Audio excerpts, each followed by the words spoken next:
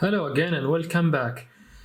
Finally, I've got my own oscilloscope, which is a professional oscilloscope this time, not that $20 rubbish.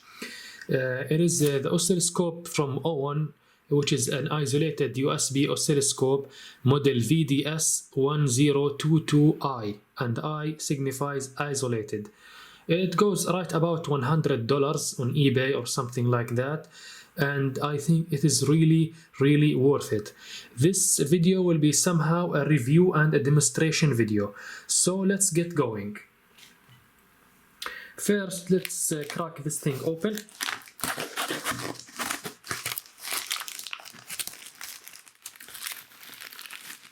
As you can see, I already opened it to take a look. Okay, so I got it off, and now let's open this thing. As it says right here, VDS-1022I PC oscilloscope. It says like mini design for great portability, and as you can see, it is a portable oscilloscope, which I think is the absolute best thing any beginner can have. If you don't have access to analog oscilloscopes, just like myself, at least at the moment, this is like your best option. It is a true professional oscilloscope, and it's very cheap for the price. And this is the unit, as you can see.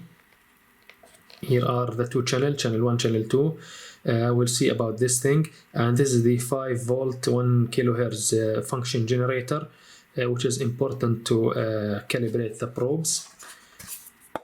Nice aluminum enclosure, and this is the power for isolation. Okay, taking this out, we've got the CD package, which probably you won't be using since you can download the software from their own website. And we've got with it 2 probes. So this thing just comes in a full package, and even they ship the USB connector itself, the USB cable. So this thing out of the way, and these are the probes. Let's take a look at the probes.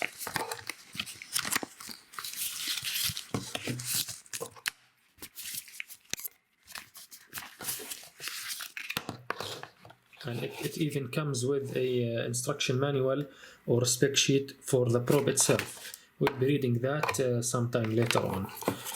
Okay, so this is the probe that it comes with. This is of course the ground clip here, and this is where you put your signal. And we've got to take a look about this. It is like this 10 times or 1 time. We will be taking a look at all of these when the time comes. And this is the BNC connector, so it can connect to the scope just like this, for example on channel 1, and that's about it. See, it can connect easily to both channels.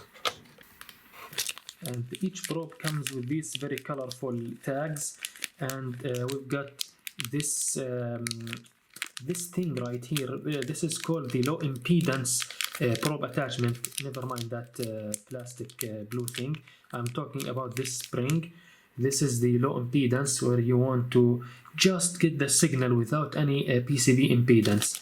And by the looks of it, this is a small screwdriver which you're gonna use to adjust the probe, like in here, because you have to calibrate the probe before you will be using it. And as long as the software is still being downloaded, I thought why not just take a look at this spec sheet. And the spec sheet says probe characteristics. This is the model number of the probe. It has 1x and 10x. It's up to 60 megahertz, so you can effectively use it with a bigger scope. I presume they make 1 probe for all of their lineup, which is kinda smart. And these are the calibration range of capacitance, which we will see in the moment. Maximum input voltage is about 150 volts RMS, 300 volt RMS Cat 2. So yeah, you can probe the mains with it, although I don't recommend it. And What else is worth here? Okay, now it describes the content, and we have here like a nice drawing explaining everything that you need to do. And this is here what we will be doing in a moment. These are the type of shapes that the 1 kilohertz square wave is gonna be before the probe is calibrated, and you want to adjust it using the screw in order for it to be looking like this. After that, you can effectively use the probe anywhere you want. So without further ado, let's get started. Okay, so now to calibrate the probe, I need to, after setting it like this, the ground on the bottom, the connection of the signal on the top connector, and I have to get this screwdriver right here, then put the probe on ×10, which is the one to the back, and then let me zoom in like this. Okay. So you see this thing right here. This tiny screw from the inside is the one that you're gonna twist in order to calibrate the probe. So I'm gonna do that on the PC software right now. I'm not gonna be recording it through my camera, but when you see the waves, be sure to remember that I am just wiggling it from here. Alright, we have connected the oscilloscope and connected the probe on the 5 volt 1 kilohertz signal generator, and as you can see we have this square wave that's supposed to be 50% duty cycle, and it should be flat, but notice that it's not really flat, and now we have to compensate the probe exactly as I told you in the previous clip. So now I'm gonna adjust it. As you can see, as I'm moving the screw around, this signal is compensated, and I think I got it right like this way. Okay, so with that out of the way, let's use this signal as an example to learn the oscilloscope features.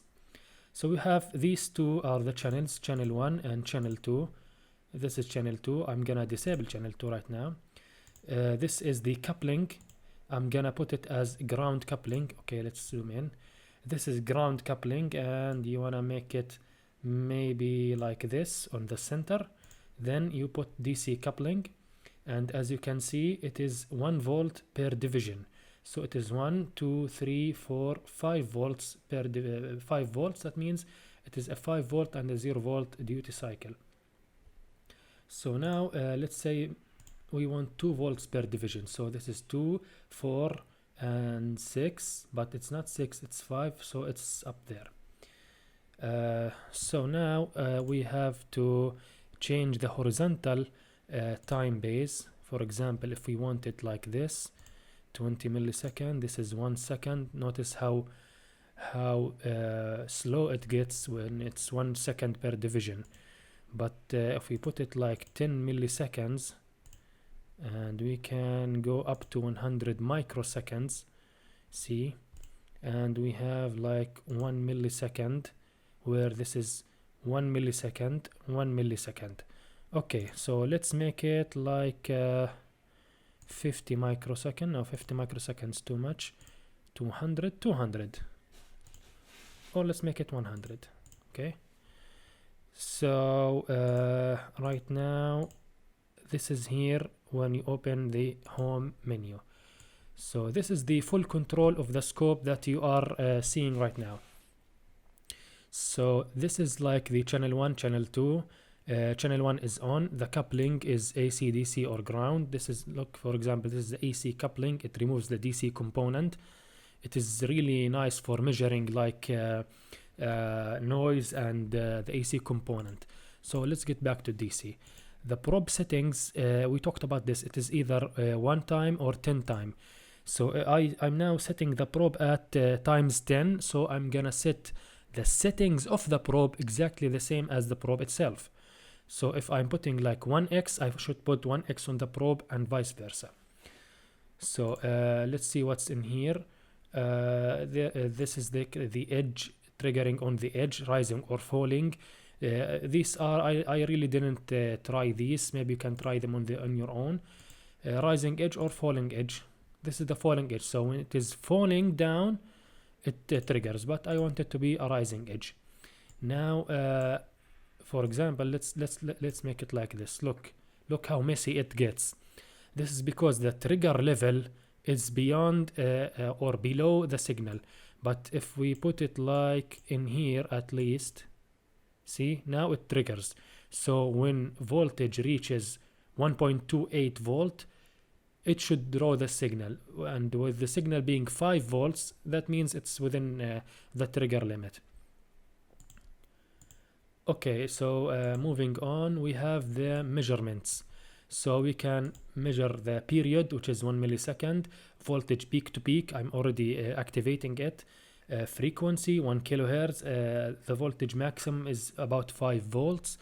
You can do this for channel 2 as well, and you can play around with these settings.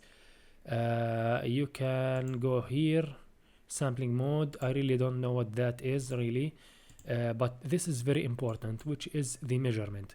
So you either measure time or voltage. So now I'm gonna measure voltage, assuming that the signal is really complex and I want to measure from a certain point to a certain point. So I align these bars like right here, and I should be getting the voltage differential to be 5 volts exactly as we expect, and this is the upper limit, which is 5.040, and the lower limit, which is 0 volt, but it's like 40 millivolt or something. The average is 5 volts. So let's remove that and measure time. So time, let's measure the time from this point right here to this point right here. The time should be 500 microseconds, and the frequency is 2 kilohertz. But if we extend that to be like the entire wave, it should be 1 kilohertz, exactly as the frequency, and the period from this point to this point is 1 millisecond. So this way is more practical and reliable, because these auto measurements are only good if your signal is like universally accepted or very clean and very obvious. Yeah, it can do it. But if you want to measure certain points like the noise coming at your power supply, I bet you have to do this. The noise at which period. So if you have a spike like right here and a spike here and a spike here, you can measure the time and get the frequency of your noise source. Moving on, we have this is the math functions, and for the math functions you need channel 2 to be active. I'm gonna show an example later on, but now let's continue. There is something else I wanted to say. Yeah, this one. Assuming that you have this image right here, you want to save it. First of all, from here you put the stop button. Now it freezes the current measurement. So assuming that, yeah, I want this to be saved and to share it in forums and so on, you press save image and you put it out in desktop or something like that, and you press save. So that's about it from here. I think this is the safe waveform. This is a shortcut. So now we're gonna make another example which uses the 2 channels and uses the math functions to achieve something really good. So now we can just press continue, and let's do one final thing, which is this auto set. Assuming that your signal gets lost or something, you can always press like that, and it automatically determines the correct or the best way to display your signal so that you can see it. So it automatically put it at 200 microseconds per division and 2 volts per division on the vertical side. This is right here is the single trigger mode. Okay, see, this is because for example, let's continue. The normal operation is that it continuously takes measurements and display them. But if you have a certain event like a push of a button, and you want to capture that, and if you let it slide like this, it will be displayed. Then it will, in a split second, it will be gone to either to be, if it was 0 and you put out 5 volts, it's gonna rise and then put the 5 volts continuously. You wouldn't be seeing or analyzing anything. But if you press stop and then single trigger mode, notice that it changes, because now it only triggers one sample, like from start to finish until it finishes its memory, and it doesn't go beyond that. So you can capture your event with this single button like this. So right now let's close this measurement and get back to the second setup where we show the math function and the noise measurement example. Okay, so I have finished up the setup. As you can see, this is the channel 1 and this is the channel 2. So the two ground probes are hooked up to ground. So far it is normal, and the 3.34 volt rail is connected to the channel 1, but channel 2 is also connected to ground. So right now I am effectively probing ground with channel 2 and 3.3 volt with channel 1, so that I make channel 1 minus channel 2, so it gets me the noise figure without sacrificing errors in measurements. So for example, if there are like 10 millivolts of noise superimposed by grounding or by the scope or by whatever, with this method, it's the differential probing, this 10 millivolt will get rejected. So now I've got the pure signal coming out of this. So we can achieve that only by using the math functions, as we'll do right now. So stick around. Alright, so I have now got back to the scope. So to make it quick, this is channel 1, DC volts, 2 volts per division, and we've got, let's start it running, and we've got about 3.3 volts on channel 1 as expected DC coupling, and I've set the channel 2 at AC coupling 5 millivolt per division. So I am getting, let's pause this thing like right here, and let's go to the math function, channel 2 voltage, and I've got like right about 10 millivolts of noise. So what I'm gonna do right now, okay, let's remove this measurement for now. Okay, let's put channel 1 at AC coupling as well, 5 millivolts per division. Okay, let's make it maybe 10 millivolts. So it's going crazy right now. This is it, and as you can see, it somehow mimics the noise figure in the bottom of the channel. So right now I'm gonna go here, let's go to this, and where is this? Is it math function? So I'm having channel 1 minus channel 2, and I want it like 1 microvolt, no, 10 millivolts per division. Stop it. So right now let's try to measure that thing, voltage. Where can I measure it? Looks like let's try like this. Okay, and voltage on channel 1, assume it's like this and like this.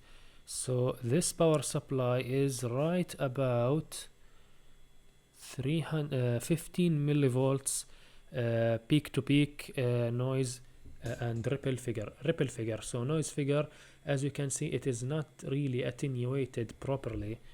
So let's try to move these like below this. Alright, so as you can see, these are the waveforms exactly as you expected. So the noise is not really attenuated for some reason, and you've got like this noise like right here from grounding is coupled onto the output, as you can see. So this is important. This is how you use the scope to analyze what's going on.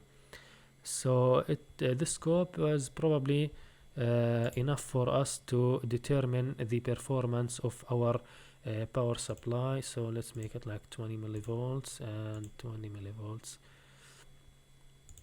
And the math function, where was the math function? 20 millivolts, and let's pause it. So let's move that. You see it somehow aligns with the exact same figure, but if you put it like here, you can see that it now, this spike for example, is reduced because it got negative. So this was the positive minus all of this, it's gonna result into this green noise figure on the negative. So yeah, it's somehow attenuated, but what I'm happy with this design of mine is that it does not generate a lot of noise. So for example, these are the spikes of noise. As you can see, it's very clean, but the problem with it is that it doesn't regulate the ripple voltage too much. This is what the new version will try to accommodate. So assume like this is the figure, the final figure. It's about 15 millivolts. You know, it's about 15 millivolts or something like that. So that's about it, the math function. And now you can use your oscilloscope to do your measurements. So to sum up, I totally and highly recommend such an oscilloscope for doing any beginner or even professional use. It's just for $100. It's the best thing that you can start with. Yes, you need a laptop or a computer, but you've got that anyway. I mean, this is not even a requisite in this day and age. So it's either this choice for $100 or something like the Rigol DS-1022I which is the best entry-level scope for $350 to $400, which is 4 times the price of this. So if these type of measurements and even it can even do more like FFT and stuff like that, which I'm not really familiar with. If this is what you want, then yeah, get this thing for $100 and that will be it. So I highly recommend this scope, and stay tuned for more content. Now since I have this scope in my lab, I'm gonna make a lot of content by using it. So stay tuned, and I'll see you next time.